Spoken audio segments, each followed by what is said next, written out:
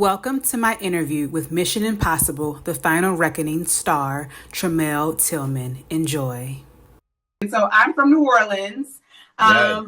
My dad went to Xavier, and I was reading your backstory as you were leaving Xavier to go to Jackson State. I was leaving New Orleans to go to Maryland because I went to Howard. Oh, wow. Look at Yes. that. So I lived in PG. Yeah. Okay, okay. I used to live in Largo, Maryland. I actually grew up in Largo, Maryland. I lived in West Hyattsville. Don't you remember? I know Yeah. Hyatts. Okay. Yep, yep. Yes, I yes, knew it yes. when it was just Hyattsville. Love the connection. I was like, when I saw Xavier, I was like, Tarzan, Xavier, it's a lot of southernness going on in this Yes, set, you know? absolutely. Absolutely. Yeah. First question is, I was just watching you on the first season of Godfather of Harlem, and between that, and then we flash forward, Severance, the Met Gala, your new fashion collaboration. Is this the life you dream for yourself, or is it bigger? Oh, it's so much bigger. When I was 10 years old and I said that I wanted to be an actor, I had no idea what door I would be opening. And I could not have imagined that I would be here at 39 years old, with all of the accolades and acquisitions that you just spoken about, and so much more. So yeah, I'm blown away by it, truly, and honored, humbled. And just in reading your backstory and learning, like sometimes you have to be a waiter or you have to, take an office job.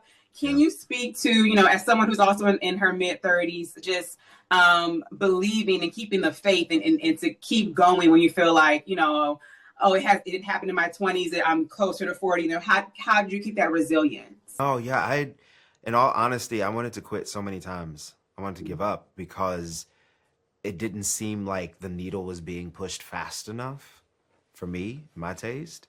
But then also understanding that it just takes time, you know?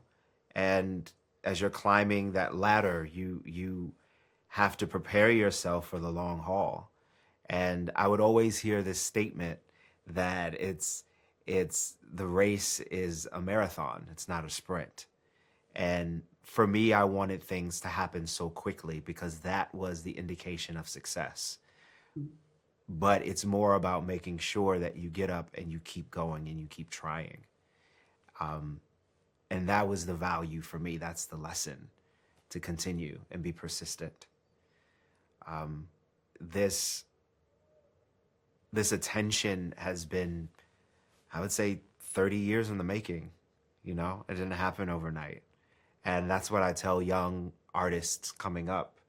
Be patient with yourself, attach yourself to a purpose of why you're doing it.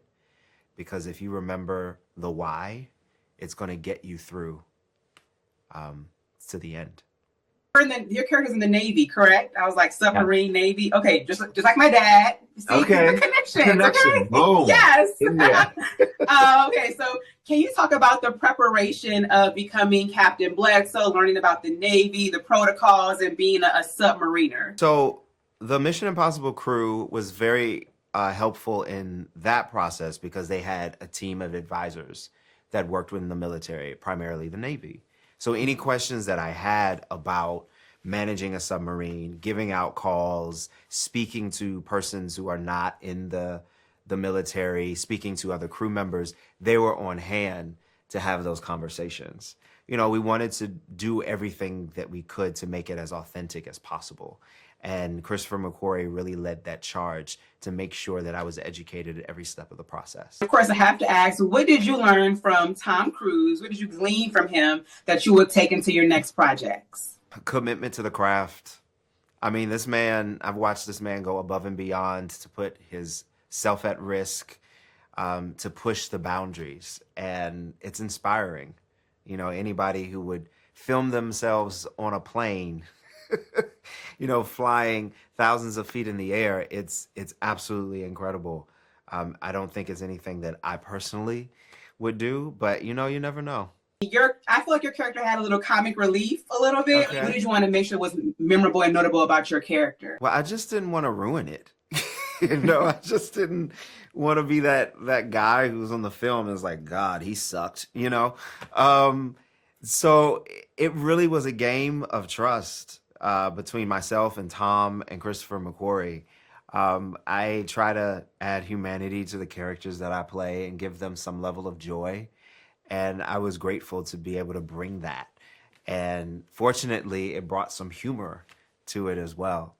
And it really just happened in the moment. It wasn't anything that was strategic. You know, the only strategy that I had was to show up in the best way that I could and just to do the work.